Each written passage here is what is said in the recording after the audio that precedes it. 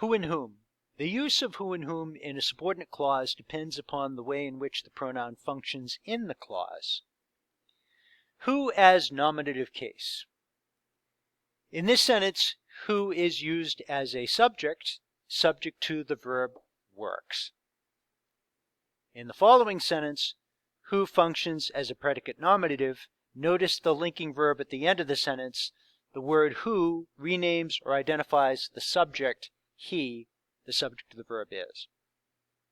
Whom as objective case. Objective case pronouns have three functions: direct object, indirect object, and object of the preposition. In this first sentence, whom is used as a direct object. A direct object tells whom or what after a verb. So in this sentence, I sent whom to the office functions as a direct object. Next sentence, my mother asked me whom I was going out with. In this case, it's used as a object of the preposition. Notice that the sentence ends with a preposition. So I was going out with whom. Here, whom is our object of the preposition. Choosing who and whom step by step. Step 1. Identify the subordinate clause of the sentence. Step 2. Identify the verb in the clause. Step 3. Identify the subject of the verb. And step 4. Determine the relationship of the pronoun to the subject and the verb. So in this first sentence, step 1, identify the clause. And the clause will start with who or whom. Step 2, identify the verb in the clause. Step 3, identify the subject of the clause.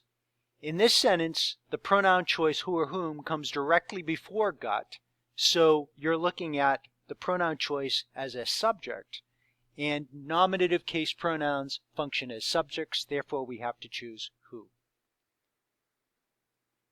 In the next sentence, identify the clause first. Again, the clause will begin with who or whom.